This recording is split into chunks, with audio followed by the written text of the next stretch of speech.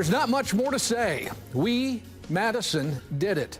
A historic community response to domestic violence is next on For the Record. Good morning, I'm Neil Heinen. We will recap the history here shortly, but in a few weeks, Domestic Abuse Intervention Services is opening a new shelter for victims of domestic violence.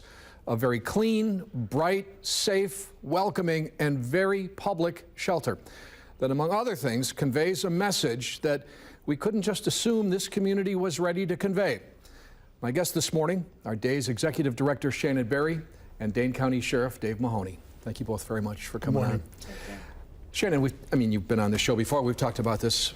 We have to start with congratulations for getting this done. It's just a huge, huge accomplishment. But before we kind of talk about the new shelter, maybe you could just walk us through a little bit of why we needed to get to this point and what it took. Sure. So the shelter that Days has been operating out of since 1983, which was purchased in 1983 and meant to be a 10-year solution for this community, is operated out of an older home. It's 6 bedrooms and 2 single-family bathrooms for 25 people, which means that we could have up to 3 families sharing a space. It was also the smallest domestic violence shelter per capita of the entire state of Wisconsin. So to give your viewers some context, the state average is 1 emergency domestic violence shelter bed per 7,500 people. And here in Dane County, we were dealing with 1 emergency domestic violence shelter bed per 19,000 people. And so what that resulted in was huge wait lists. It resulted in the organization having to prioritize people who were seeking shelter services for those few beds. And we did that by, we have to screen people when they call for shelter, and we have to prioritize them based on their safety needs. So even to get on our wait list, somebody has to be in a potentially lethal situation in order to just even get on the wait list. And that just that's not acceptable. Right. And for all practical purposes, the location was secret. Correct. There are some people who drove by it every day, didn't know it was there, and that was an important part of the whole approach to domestic violence, and that has changed. That has changed. I think when the shelter that we're currently in, again back in the 80s, that was sort of the way that things were done. These safe houses, these very confidential facilities, and you can't really be in a space for 30+ years here in Madison and maintain that level of confidentiality. So I think it's kind of given us and our clients a false sense of security in some ways, and I think it also gave this community permission to potentially ignore the issue of domestic violence. It kept it hidden. It reinforced for victims and survivors that they should be ashamed of reaching out for help, that they had to go away, go to a secret place in order to get those services. And I think that the new shelter and the national movement has actually been towards building publicly known shelters. And when we started this project back in 2010 and started really looking at what this community needed, that was one of the first questions we asked ourselves. And what we found, with the research was that movement has been towards having very public facilities. And I think that the biggest reason for that is that it really brings domestic violence out of the shadows. People who are victims of domestic violence are not to blame for the violence that's been perpetrated against them. It's not their fault. And it's one of those things that I think as a community we need to be continually reinforcing collectively. This is not your fault. You didn't deserve this, and we have created this space for you that honors what you've been through, and we're going to take care of you. Yeah. Sheriff, I want to get your perspective on this, a law enforcement perspective, and you have been a very public supporter of this right from the beginning. But so has Captain Joe Ballas, for example, from the police department. Law enforcement has really been supportive here, as has County Executive Parisi and Mayor Soglin. This has really been a strong community support. But from your personal perspective, Sheriff, looking back to how Sharon has talked about this, how have you watched this unfold? As Shannon said, there has been a cultural change across our country, and particularly here in Dane County, on how we address domestic violence. When I started as a young deputy 34 years ago, this was something that you never talked about publicly. Very often law enforcement would tell families, this is a family issue, deal with it yourselves. There was no mandatory arrest. And victims continued to be victimized by law enforcement because their issues could never be addressed. And they were acts of power, control, and violence. We've made history in Dane County many, many times. And I am so excited about the opening of this new shelter. I'm looking forward to getting a tour because I drive by regularly, and I'm very proud of the citizens of this county to make that step to create a safe environment, a public place where we address domestic violence. You know, we made history in 1994 in Dane County when, with Shannon's help, we created a dedicated law enforcement team. When 4 detectives were selected in the sheriff's office who would they would be dedicated exclusively to the investigation of domestic violence. We trained our community deputies, we trained these 4 detectives, and it was through that that families had consistent and routine contact with law enforcement, and we could follow that through, including advocates in the district attorney's office, to make sure that the voices of victims would be heard and that we could end that cycle of violence in these families. Yeah. Because at the end of the day, really, it's keeping families together, but it's protecting victims paramount. I would assume that this is really important, Shannon, because there must have been some element of fear of law enforcement in some cases with some of these victims. Yeah, absolutely. You know, and it's interesting going to Sheriff Mahoney's statements. You know, Dane County has long been a leader nationally in dealing with domestic violence on the criminal justice side of things. And so this, the new stage shelter, I feel like we're finally catching up in terms of what we're offering. Yeah. But yeah, absolutely. I think that there have been and still in some cases are victims who are very fearful of law enforcement, and partly because their batterers have told them, if I get arrested, it's your fault, or things of that nature. Or I started in the children's program years ago, and the number of kids who were told by their abusive parent, don't call the police because if they take me away, that'll be your fault. And so that really, I think that sense of fear and mistrust of law enforcement has been systematically reinforced oftentimes by batterers. And so we are so fortunate at Days to have such strong partnerships with our law enforcement colleagues, because I think it really, we want victims to get the help they need. We want them to talk to law enforcement if that's something that they choose to do, and we want them to see law enforcement as an ally in this. And we are so fortunate here in Dane County, especially with our sheriff and the sheriff's department and the Madison Police Department, who really understand this issue. I used to do training all across the state of Wisconsin and did law enforcement training for many years, and it's always those trainings were always so great, because I realized how fortunate we were here when I heard stories from advocates across the state of other places that we really do have law enforcement who understand the dynamics of power and control, and who also see themselves as allies and advocates in a way as well. When we come back, I want to talk about what this new facility is going to look like and what's going to be in it. We'll do that right after this.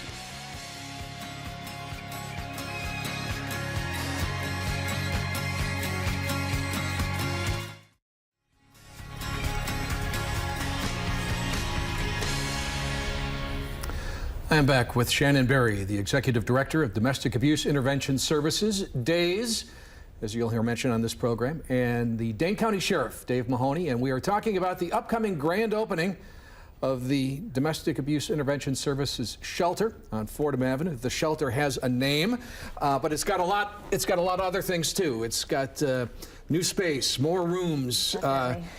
Talk about what this shelter looks like, Shannon. It's night and day. Yeah. Our existing shelter is very cramped and chaotic. It's 5,000 square feet and has housed 25 residents plus 20 full-time staff members.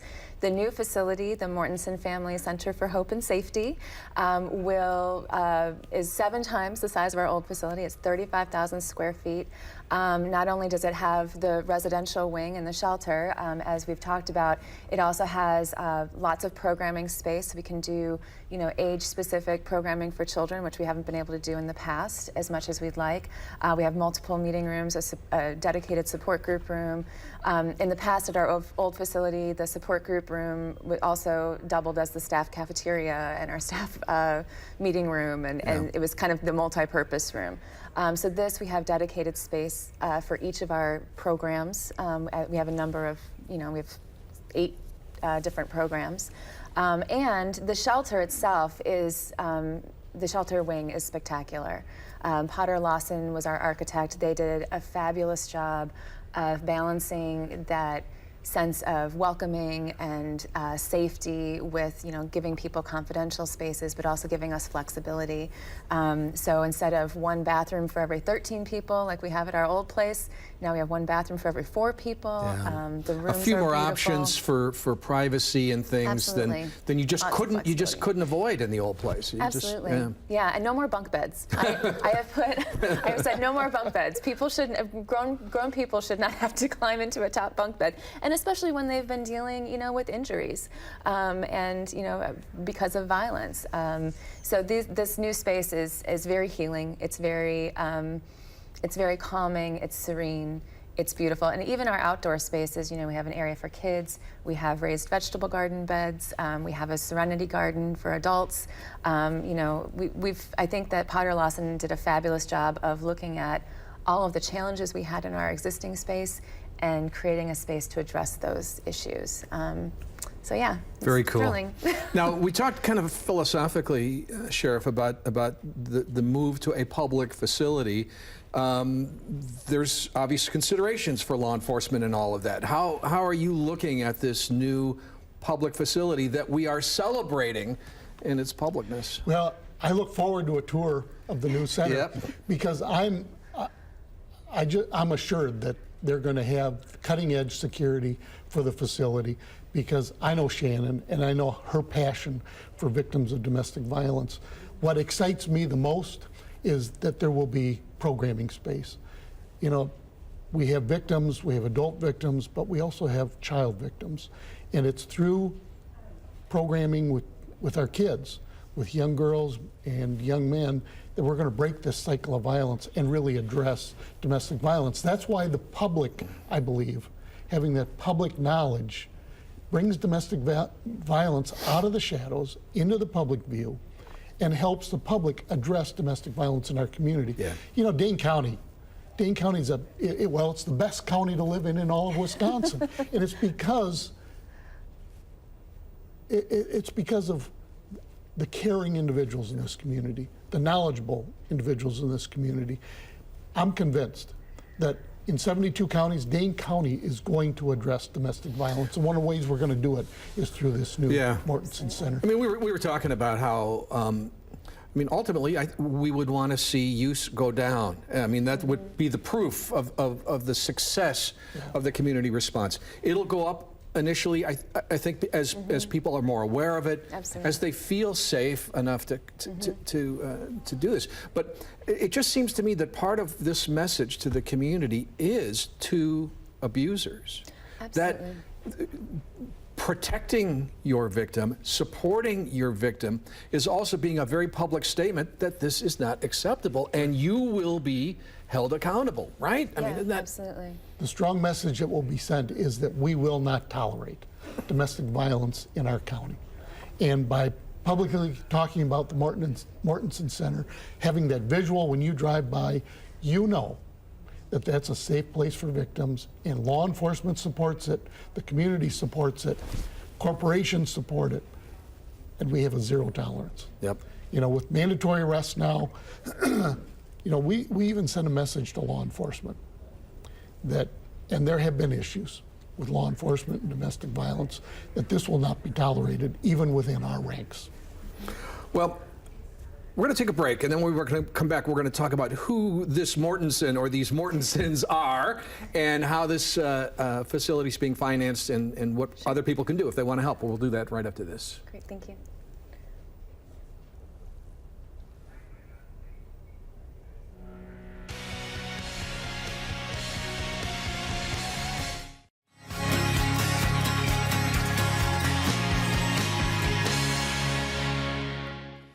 In a couple of weeks, Greater Madison is going to celebrate the opening of the Mortensen facility. I don't even have the full name down yet. It's the new Domestic Abuse Intervention Services shelter on Fordham Avenue. Shannon Barry is the executive director of DAYS, and Dave Mahoney is the sheriff of Dane County. We're talking about the grand opening. And maybe, Shannon, you could just start by telling us a little bit about Boo and Lauren and their rather amazing support for this. Yeah, so it's the Mortensen Family Center for Hope and Safety. Thank you. I will get used to that. No, it's okay. It's a long name, but I think it really captures the spirit of who they are and why they came forward to participate in this campaign. So Boo and Lauren have been champions of this project. They have served as our honorary co-chairs on the Capitol campaign. They also provided the lead gift to the building. And I had someone ask me, what was different this time when DAYS started talking about a building and a new facility, and what was different this time was Boo and Lauren Mortensen, frankly. I mean, they were the ones who stepped forward and said this needs to be addressed. This needs to be taken care of. And for those of your viewers who know Lauren Mortensen, he is a big presence. He is an effusive, in a lot of ways. Wonderful person. Yeah. And when I took him and Boo on a tour of our old shelter, to see this larger than life man kind of crumple.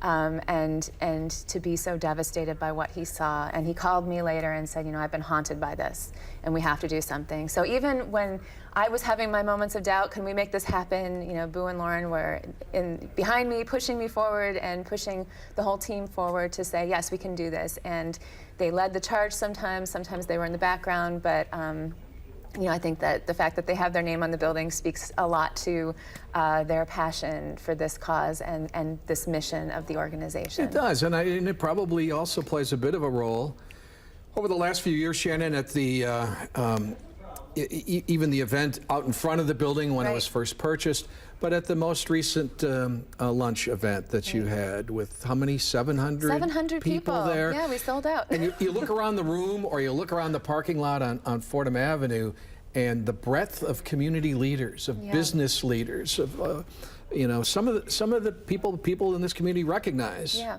absolutely. Have rallied behind Boo and Lauren in all of this campaign. They have been incredible ambassadors. They brought new friends to the organization. They went out and told the story, sometimes better than anybody who works there could, and really got people rallied around this cause. And I think that we had over 200 people at the groundbreaking. We already have over 200 people who have RSVP'd for the ribbon cutting. Yep. So I think that speaks a lot to how they have championed this project. So how much more needs to be done to sign off on all of this? We have a little bit more left to raise. I don't actually have numbers in my head. It's what was the total number? Do you remember? The building construction was about $5.6 million. Plus, we also had some operating reserve money that we were raising. Yep. Because obviously, you can build a building, but you have to be able to operate the programs within it as well. So we have a little bit left to raise, and we are still, if people haven't gotten involved yet, this is the time to do it. It's a historical project. I don't know that we'll do another building like this, at least not in my lifetime, or I won't, not in my tenure anyway. Yeah, right. But, we are building something that we're hoping is going to last for 100 years in this community or beyond. And so if people want to be involved in the project, now is the time. Easiest way is to go to the DAYS website, find contact information. Yep, lots of different ways to be involved. And does it talk about contribution opportunities on the website? Yep, we have, glass tiles that people can purchase, have their names engraved if they want to do that. Lots of different opportunities. We still have naming opportunities for some of the rooms as well. So, lots of different ways. Some of those rooms have been named already? Yep. One of the projects that we launched early on was the Honor Project. So each bedroom, people could raise money to name a bedroom. And some of the folks who stepped up first for that were, people who had been supporting us for years, like the Zonta Club of Madison. They named the first bedroom. But also, we had family members of domestic violence homicide victims who stepped up and they decided to raise money to name a bedroom in honor of a lost loved one. And so I think that has been a real compelling thing, because sometimes people don't want their own name on something, but they want a name in honor of someone else.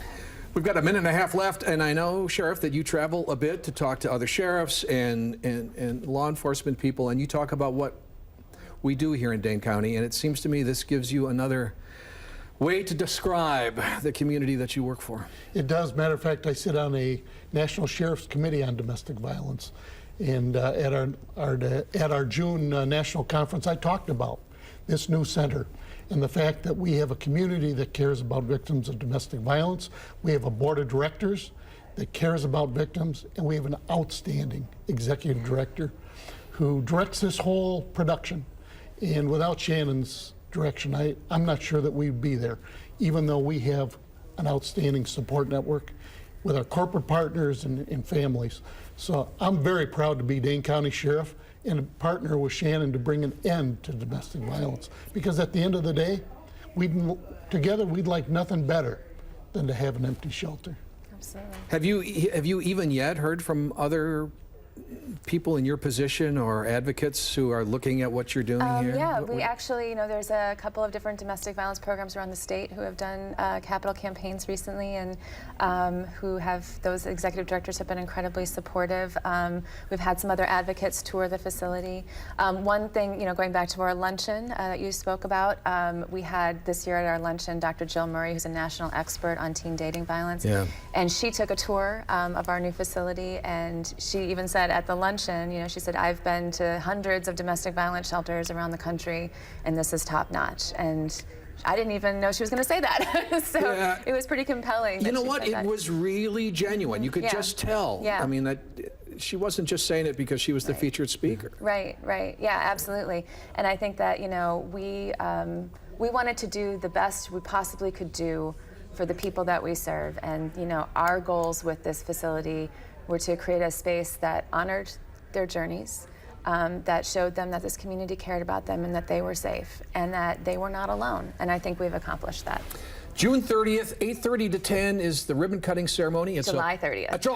July 30th, thank you. And it's open to the public. It is. We are asking for RSVPs. There's Again, go to the website. on our website. But the public is welcome to They are. come and see it on that morning. Absolutely, but we want to know if we're expecting 300 or 1,000. Congratulations, you two. Thanks a lot. We're going to come back and wrap up For the Record right after this.